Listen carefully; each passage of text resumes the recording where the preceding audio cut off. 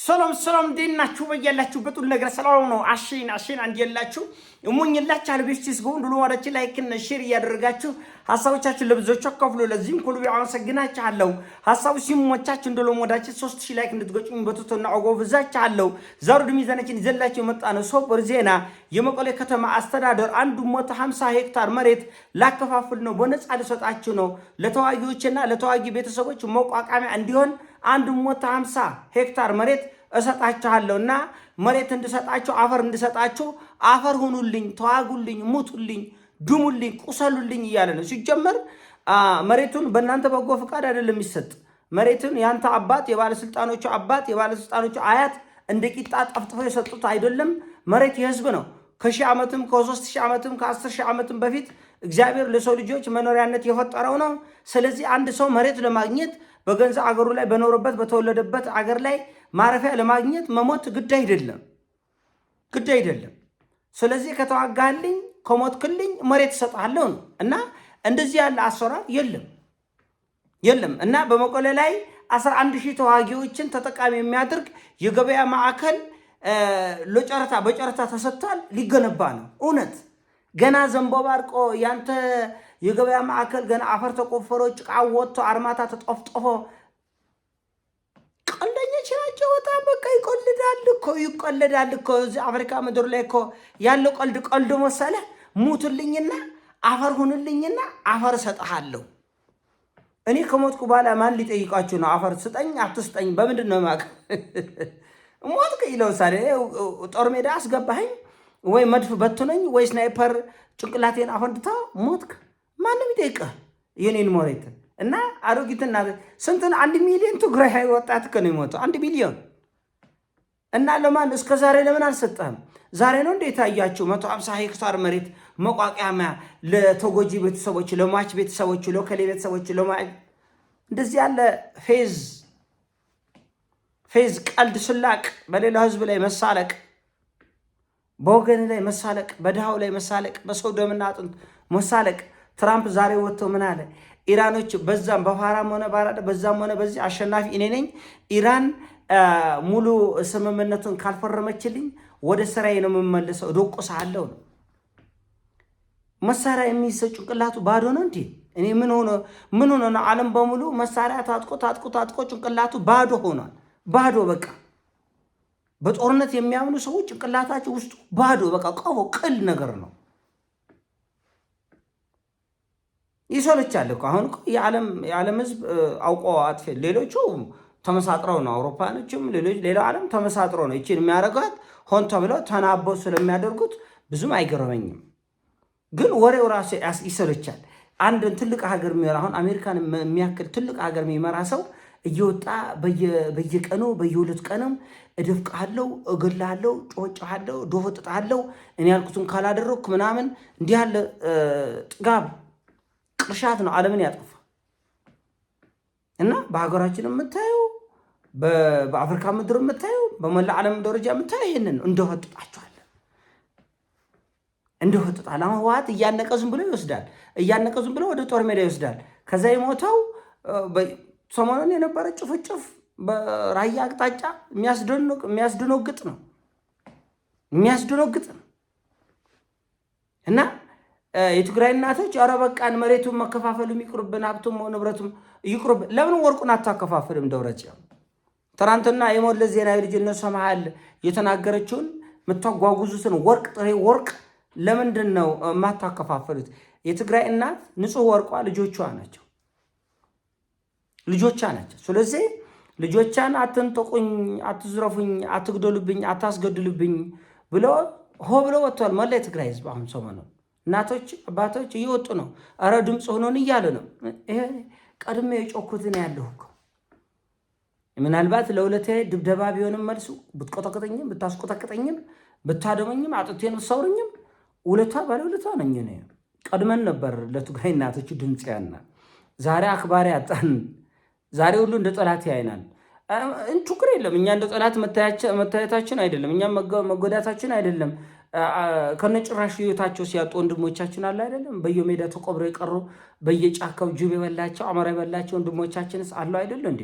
እኔስ ቢያንስ ህይወቴ ተርፋል እያረፋችሁ በቀጠቀጠኝም እና ቀድመን የተነገርን ለእናት ለትግራይ እናቶች ድምፅ ነናል።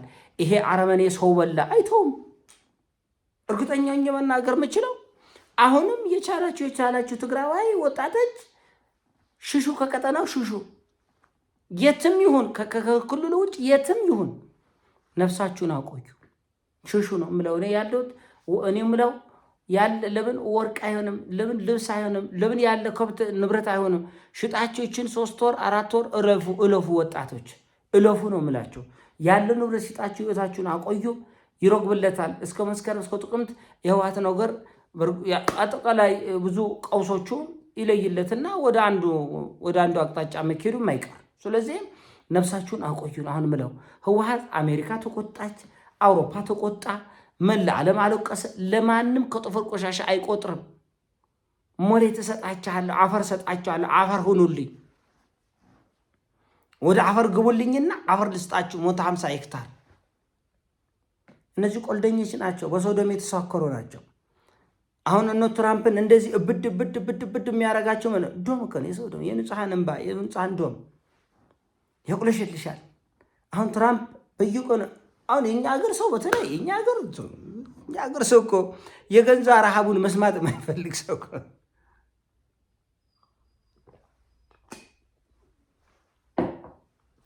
የኛ ሀገር እንኳን የሰው ሀገር ጦርነት እንኳን የሰው ሀገር ችግር የራሱ ሀገር ጦርነት ካለ ዝም ብሎ ይዋጋል። ወሬን አታወራብኝ፣ በቃ ተወኝ ነው እየራበው አርቶ በቃ አታወራው፣ በቃ ቢሩበኝ ይሻላል። ወሬን አታወራው፣ መላም አትፈልግ ወሬ እና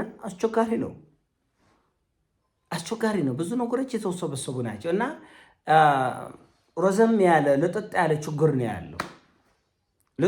ረዘም ያለ ችግር ነው ያለው። ችግሮቻችን ለመነጋገር ቁጭ ብሎ ለመነጋገር ትዕግስት የሚያጣ ህዝብ ደግሞ ተስፋ ወደ ሰማይ አንጋጥጣል። እረ መድኃኒት አለ፣ እረ የፈውስ አለ ይላል።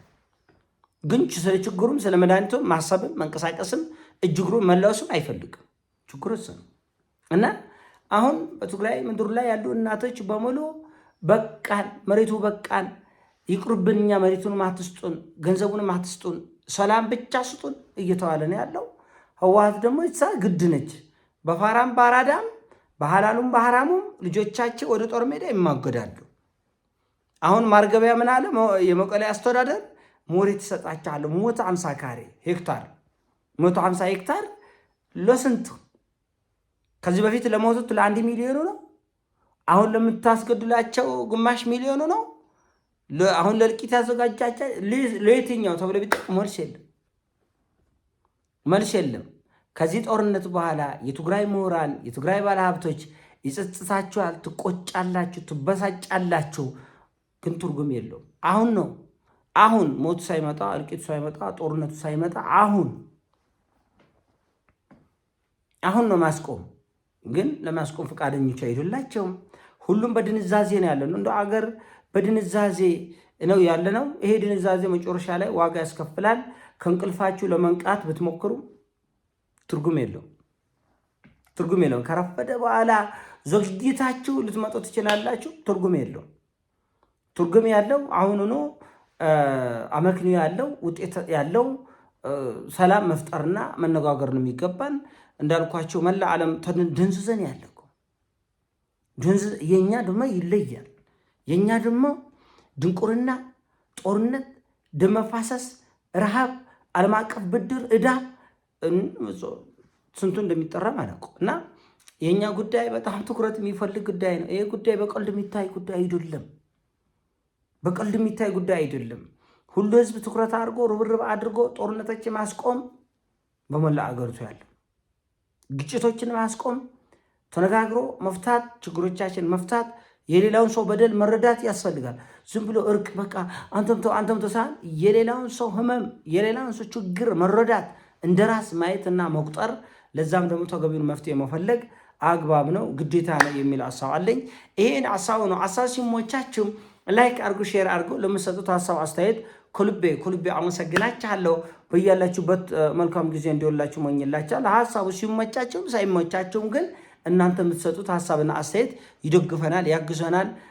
በብዙ ርቀት ሂዳችሁ ነው ቤተሰቦች እየደገፋችሁኝ ያላችሁት። ይህን ከልቤ አመሰግናችኋለሁ። በያላችሁበት ይሞቻችሁ። ወዳችኋለሁ። ፒስ